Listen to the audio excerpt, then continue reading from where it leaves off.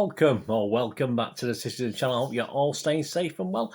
And as we get to this climax of the season, yes, we've got a big match preview today. We're going to, of course, have a look at this second leg of the Champions League semi-final. Real Madrid versus Manchester City at the Santiago Bernabeu. Hey, what more could we ask? Last time we were there, we did well, didn't we? So I'll take that again for this time. 4th of May 2022, of course. We're going to have a look at our opponents who've been celebrating since we last played them, perhaps a bit more than we have. And of course, they are now the new La Liga champions with 4 games still of the season to go. So they've sort of pretty much hammered the opposition over there. They had a couple of hiccups, but I think since Christmas, they've more or less dominated this. So they sort of can put that to one side now, can't they? Can actually play the kids for the next 4 games, which is a bit of a worry, and fully concentrate on this Champions League, starting with this second leg against us. Of course, I'll be trying to predict our starting 11. We do still have little injury niggles, don't we? Call them niggles now, don't we? The match is being shown on BT Sport. And yes, who've we got in charge? Well, we've got the Italians. We've got the Italians are coming for this one, guys. We've got a Daniele Orsato from Italy as a referee. He's aged 47. He last refed out one of our games back in November, the 2-1 win against PSG. Gave us 3 yellow cards, gave PSG no yellow cards. So there you go. That's not too bad going, is it? One of the most experienced refs out there. So, yeah, okay. After Mr. Kovacs last time, I don't know. I just sort of say, could it get worse? Probably could. He's not afraid of letting games flow, but he's not frightened of showing cards as well. He actually done 5 Champions League games this season. And actually the 3 in our game against PSG was quite low for him. He does usually give a lot more than that. And he averages about 6 cards a game in the Champions League. So he's not averse to showing a card. But as I said, he does try and let the games flow as much as he can. So hopefully he'll get a grip on any trouble causes in this one. He sent 1 person off in actually those 5 Champions League games as well. So he's not known particularly for sending players off, but he gives the odd pen as well. Assistants is Lionel Ciro Carbone from Italy, or Carbone from Italy, Ciro Carbone. Alessandro Gelatini from Italy. The 4th official, David Massa. I don't say Italy, they're all from Italy. VAR, the guy on VAR, they don't have their equivalent of Stockley Park. Is it Stockley Park? I don't know where it is. I have no. I'll have to find that out, guys. Do you know? Let me know, please. Where's the VAR based for the UEFA games? I don't know, it might be at Stockley Park, might it? Massimiliano Irate is the VAR referee. I'm making his coffee. Well, it is Italy, isn't it? His assistant, Paolo Valeri, making the coffee for him. Of course, the 4-3, we take a 4-3 lead over there. It could have been so much better, couldn't it? Let's be honest about it. So a 1-goal advantage, because away goals don't count for anything, do they, these days? And our overall record now reads against Real Madrid: played 7, won 3, drawn 2, lost 2. We'll take that. Let's increase that to 4. That'd be nice, wouldn't it? Scored 11 goals and we'll let 10 in. I think that's the odds anyway. I had 2-2-2. I'm sure we played them 7 times. I'm sure we beat them the last 3 times we played them. So let's go for a 4th. Odds to win the match. I'll give you that in a second. Odds to win the Champions League. Yes, City's still second favourites. Yes, Liverpool ousted us a couple of weeks ago to favouritism for the Champions League once he drew Villarreal, I think. They're evens. You can get 10 to 11 generally. You can get evens somewhere, but so they're the favourites. We're 5 to 4 generally. Real Madrid are 10 to 1. Not a bad price if you're a Real Madrid fan. Please check out my odds show. Some interesting prices, certainly for Real Madrid fans, or you fancy Real Madrid. Villarreal are 80 to 1, 80 to 1. So 2-0 down from that first leg with Liverpool. They're not fancied, are they? On to the match itself. Yeah, City are favourites to win it. They're 21 to 20 generally. So just odds against. A draw is 3 to 1. But a Real Madrid victory is 11 to 5. Again, that's not too bad. And just to qualify, so obviously not to win the game, it might go to extra time or whatever over 90 minutes. Just to qualify, City are actually 1 to 5 on. So that's very positive. And Real Madrid are 10 to 3. As I said, please check out my little odds feature, which will be available the day after this goes out. How's it going to pan out? Well, let's have a little look at Real Madrid. Despite being outdone tactically at the Etihad, they escaped, of course, with only a 1-goal deficit, and therefore any psychological disadvantage they had to City was slight to begin with. And having won 4-0 at the weekend to clinch La Liga, they will be on a mental and physical high, I think. Any aches and pains would have washed away with the celebration of winning that La Liga title back. And I think they can go all guns blazing for this. I'm going to give you the positives for them first. Don't worry, guys. There are some negatives, but there are positives for them, and we have to accept it. It's as simple as. Because, as I said earlier on, they can play younger teams for the rest of the league thing and just concentrate on this. And obviously, the worst comes to the worst. They can then think ahead to the final. Well, let's hope it does come to the worst and they don't make it that far. They do have problems. We saw that, didn't we, in the first game? We saw that in the defence, defensively. David Alaba had to come off at the Etihad as he's aggravated a slight injury that he's been carrying. So obviously there's doubts about this game as well. But his possible replacement, Hernandez, has big shoes to fill and a poor temperament as well. So with this ref liking a card, perhaps we can get him wound up if he plays instead of David Alaba, or David or Alaba. I don't know how they pronounce it, David or David Alaba. But he could still play. But as I said, doubtful having tweaked his injury. But could do the same what they did and then bring him off if need be. Militao is also struggling. He's struggling for form at centre-back and positionally he struggled, certainly at the Etihad. He has been struggling before. So he's not great at the moment. He could actually be replaced by someone perhaps lesser known. Carvajal, is that how you pronounce it? Can be world class, but he's a bit old now, guys. His age is catching up with him, and a physical, fast-paced City press, etc., may bring out the worst in him as well. So so these are some of the negatives. Of course, when you move into midfield, in Cruz as well, they might have problems. He was not at his best in the second game, and at the Etihad. So obviously the game before us that he played. So he will surely play, but he's another one who might struggle if we're at it, but we have to be right at him at midfield. The good news, I'll say that's a few negatives, isn't it? The good news for Real Madrid is that Casemiro could be back. And his work rate. I've not heard anything about Hazard, whether he's back or not. It was potentially could be there for the first leg, so I assume physically he's improved.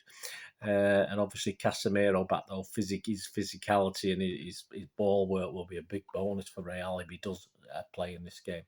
And of course, Modric can do. Let's face it, we know what he can do, and it's obviously at the Bernabeu. It's all set up really for him to sort of produce one of those performances that we know he's quite capable of. Perhaps not for 90 minutes, but certainly little glimpses to take advantage of any City weaknesses on the day or on the night. Vinny Jr., of course, I think he was a big danger at the Etihad. Had a good game there as well, and he does thrive at the Bernabeu as well. He loves playing at home. And depending on who we have or what sort of defence we have, he could take full advantage again, unfortunately. So they're the sort of positives. And do I need to comment on Benzema? Well, not particularly. We know what he's capable of, certainly this season. Obviously, most people's pick for the Ballon d'Or. So, as in the first leg, really, they have weaknesses, but on their own patch, perhaps not so much. I think they'll put up with the pressure. They know how to cope with the pressure. They've got a lot of experienced players there, so that's not going to be a problem for them. So, as I say, they do have weaknesses, but perhaps they'll compensate on their own turf. For me, though, I think I just want to put Real Madrid to one side. I think it all depends on us. I just think what we do on the day, if we do what we should do on the day, we're quite capable of finishing off, winning this game, winning both legs. But it does depend on what sort of attitude we got. I mean, similar to Real, we had a 4-0 win. Obviously, we didn't lift the title with our 4-0 win, but it kept us top. But I'm not too naive to think that at times, let's face it, a poor Leeds team who were poor in the final third caused us a few problems. and that has to hinge on Pep, of course, resting key players. He rested, obviously, key players for this one, but also the fact he was a bit stuck on what he could do with his defensive lineup because of injuries. We're sort of stuck on that. Who was actually fit enough to play, and that's the problem we're going to have again in this rematch with Real Madrid. I mean, if we go to the Bernabeu to try and defend a 1-goal lead, we'll lose this. Our luck will run out. We can dive in and do what we want, but we can't really do that. As we play in the second half, if we play like we did in the second half of that against Atletico Madrid, we're going to lose this because we were awful. It's just a lack of finishing from Atletico, and I don't think we're going to see that from Real Madrid. They won't be as charitable as Atletico were. We will need calm heads in this one all over the pitch, and I expect Pep will try and be positive. I'm sure the players will try and be positive. A 1-0 lead, a 1-goal lead isn't, it's not. I think if it had a 2 or 3 goal lead, it would be wonderful. Of course it would, but your players are perhaps got to not relax, but certainly turn off just a little bit and not be as keen. But obviously a 1-goal lead, it's good. But it doesn't take much to wipe it out, does it? We have to have the players in the correct mindset for this. And I don't think we can afford to go a goal down. And if we do, we have to keep it a goal down and pull it back as quick as possible because the fans will be up for it, their players will be up for it. And obviously, as I said, I saw some fragility in City against a team like Leeds United, and we certainly saw it in that second leg in Madrid against Atletico. I say how we escaped that second half without conceding a goal, I have no idea. And as I said, this game will hinge on our defensive lineup, and I can't see this differing that far from the one that started versus Leeds. So we could have problems in all fairness. I doubt Walker or Stones will be fit enough. I think Pep's more or less saying that. He was hoping perhaps for Stones, but his Walker was sort of ruling out for the season by the looks of it, which is a definite miserable thing to look forward to. Obviously, still big games left to play, of course, and Stones with a hamstring. You just don't know, do we? We'll have Cancelo back as well available, but let's be honest about it. His performances at right back have left a little bit to be desired, and he'll have to rein in some of his attacking instincts, I think, against Real Madrid, and give respect, of course, because he's going to be the one, if he does play, whoever plays right back's got Vinny Jr. to contend with, hasn't he? So that is the problem. He's one of the key men that will be relied on by Real. They're going to turn this 1-goal deficit into victory, if you like, or take it to extra time. And on the basis of taking this to extra time, I will still probably side with Real Madrid. The good news. Let's say the good news. Let's forget the negatives with City. Let's say the good news. We've got KDB, Bernardo, and Mahrez should all be well rested. All right. I was a bit surprised Bernardo came on for a cameo versus Leeds at the weekend, but those 3 guys will be fully rested. Certainly KDB and Bernardo will make an absolutely big difference in the middle of the park, and they would have done it if they'd played against Leeds, of course. And our best form of defence has to be a 2 attack. It's as simple as that. We know what we're like defensively. We know we nearly got caught a couple of times. We are prone to making errors, unfortunately. I don't think that'll ever change. That's not going to change between now and the end of the season. Even though, people like Diaz and Laporte, fantastic, playing really well, but we do, look at the slip we had at weekend. It was, how can you allow for something like that? It's just one of those things in a one-off game, which is this has turned into. We're leading it by 1 goal, but it's still a one-off game. You just don't know. So I think we'll have to go for it. I think we've got to at least match them. It'd be nice to get a goal up and then, all right, they pull one back, fair enough. But obviously, if we start chasing the game, I think we're going to be in serious trouble with this one. But I can see goals. I'll just have to keep our noses in front. I'm hoping we will. I'm fairly sure if he plays the team we're going to talk about in a minute, we will win this game. But as I said, we will have to improve on certain performances recently. And Real Madrid and the backroom staff, etc., would have seen things. They would have watched that Leeds game, for instance, and seen if we do play a very similar defensive lineup, they would have seen weaknesses. And we know there's weaknesses. We know that. Our best strength is to actually work as a unit and attack as a unit and defend as a unit. So let's have a look at the starting 11. Obviously, I've based on the fact Walker and Stones aren't playing. Any wild cards in my possibles? Well, Ferner at right back. Probably not. Ferner right, Cancelo left. I would love to see Cancelo left because I think he's better there, but bloody wrist burner at right back against Vinny Jr. I don't think there's a cat in hell's chance to you guys. Let me know what you think. Probably not. Zinchenko, that's an interesting one. Left back, obviously, played at left back the other day. And Aki, that's a problem. Aki was limping, wasn't he? Is Aki going to be fit for this? I have put him in my 11. But obviously, it's a straightforward swap. I don't think he's got any options whatsoever. Say if Aki's not playing other than to put Zinchenko in there, and I don't think he had the greatest 20-30 minutes against Leeds the other day, but I don't think we've got any options, have we? Obviously the centre-halves pick themselves. Grealish has not started a Champions League game since Leipzig on the 7th of December 2021, so he's very doubtful to start this, and a lot of City fans are having a downer on, and I'm not. I think he can be very, very useful and has been very useful, but I can't see him starting this.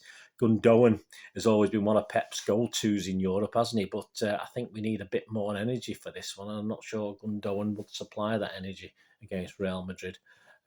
So I wouldn't particularly put him in this one. Sterling, he does scare European teams. He still has a good reputation, even for England, etc., for European teams. And he can. We know we can do it. We know we can do a lot of the good stuff. He's just knowing when to pull the trigger or when to make a pass is his problem, and that's all up there. And something's not quite working.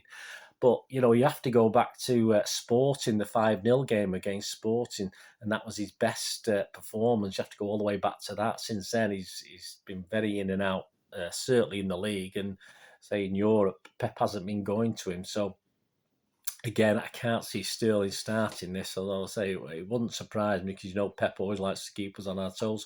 So my probable 11, probable as opposed to possible, obviously Ederson, no doubt there. And I've gone Cancelo, Diaz, Laporte, and as I said, I've stuck Aki in there, but it wouldn't surprise me if Zinchenko plays. If Aki isn't fit, we'll probably know more in Pep's press conference. Rodri, of course, third is certainly not going to slot back in there, is he? KDB and Bernardo surely there in front of Rodri for the energy and obviously KDB's obvious skills. Foden, Jesus, yeah, why not? He's scoring at the moment. It's like a racehorse. If a racehorse is doing well, you keep putting him in the races, don't you? Jesus is doing well. Keep putting him in, and he's a great player, even if he's not scoring, because he can work really hard and pull that Real Madrid team all over the place. And Mahrez is perhaps the unusual one, isn't it? I mean, surely the fact he didn't play against Leeds was surely the fact that Pep's saving him for this Real Madrid game. So literally, surely Mahrez is going to play. So that's my 11 guys. Ederson, Cancelo, Diaz, Laporte, Ake, if he's fit, Rodri, KDB, Bernardo, Foden, Jesus, and Mahrez. So there you go. Let me know what you think, guys. No guts, no glory on this one. Do what we're good at, put our bodies on the line. We have the confidence that we beat them in their own patch very recently, only 2 or 3 years ago. So we've got that confidence. We can't have any regrets. We just have to go for it. Just leave it on the pitch. The players must leave it all on the pitch. And that's, as fans, all we ask them to do. That's all we will ask them to do. You know, if we go out, if you remember the Pellegrini 0-0 with Madrid game where we obviously it was just a damp squib. We didn't attempt to do anything at their place. So that's all we can ask as fans, for the players to leave it all on the pitch and do the best they can. And it should be a cracker for the neutral, not so much for the fans of either club, I suppose. And it will be a cracker for one of the team supporters. Let's hope it's us, and I'm fingers crossed it will be. Let me know what you think, guys. All right, before we go, it's a bit of a longer one, this one, but it's a big game, isn't it? Match quirky stats, some interesting ones here as well. So some quirky stats for this semi-final. First leg between City and Real Madrid was only the second semi-final, first leg in UEFA Champions League history. 7 goals scored, along with Liverpool 5, Roma 2 in 2017-18. Only 2 semi-finals have seen 10 or more goals scored over the 2 legs. Juventus 6, Monaco 4 in 97-98, and Liverpool 7, Roma 6 in 2017-18. City have won their last 3 UEFA Champions League matches against Real Madrid. We have only 2 sides have ever won 4 in a row against them in European competition. Ajax between 1973 and 1995, and Bayern Munich between 2000 and 2002. So we're in exalted company there. Come on, let's do it. City have progressed in 9 of the previous 10 UEFA Champions League 2-legged knockout ties when they won the first leg, only failing in the last 16 versus Monaco. Well, we know what happened there. 5-3 first leg before it was over, didn't it? It wasn't. Second leg, 1-3. We went out on the away goals. Real Madrid have been no away goals this time. Real Madrid have been eliminated in all 5 previous UEFA Champions League semi-finals when they've lost the first leg. So that's a stat they'll be wanting to get rid of.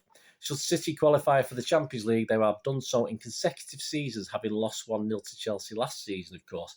They'll be the 4th English side to reach consecutive European Cup Champions League finals after Liverpool 77-78, 84-85, 18-19, United 2008-2009, and Nottingham Forest, remember them, 1979-1980. Real Madrid have lost their last 2 UEFA Champions League matches and have only lost 3 in a row once before, doing so between February and October 2020, a run which included 2 defeats to Man City. Oh, shame. Current manager Carlo Ancelotti has never lost 3 matches in a row in the Champions League. Well, it's about time he did then, isn't it? With this match, he's 178th in the competition. Not a bad record. Real Madrid's Vinicius Junior, or Vinny Junior as I call him, has created 28 chances in open play in the UEFA Champions League this season, 28. The most by a player since Dusan Tadic in 2018-19 with 36, and most by a Los Blancos player, that's Real Madrid, since player since 2010-11, Mesut Ozil with 32. He also has 6 open play assists, including 4 at the Bernabeu since 2003-04. The only player with more than 6 in a season is James Milner in the 17-18 for Liverpool. KDB has 18 UEFA Champions League assists for City, the most of any player, and behind only Neymar with 25 and Kylian Mbappe with 20 in the competition since his debut in September 2015.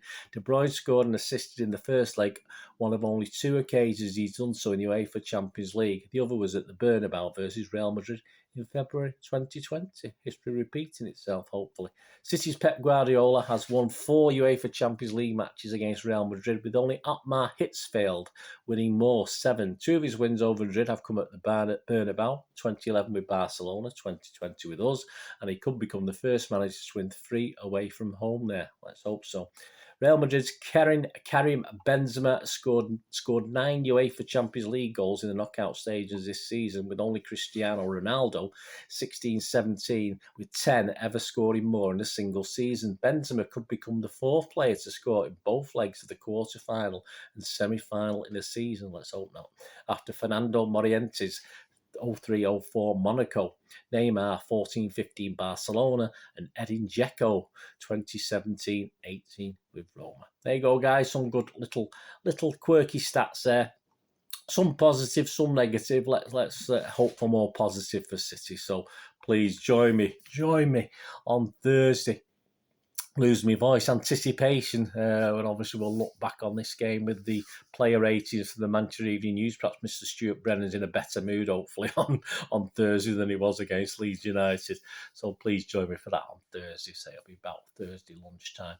And of course, just check out my odd show as well. Just a bit of it's not just figures and not stats and numbers and odds. It's just a little bit of information as well, a little bit of fun.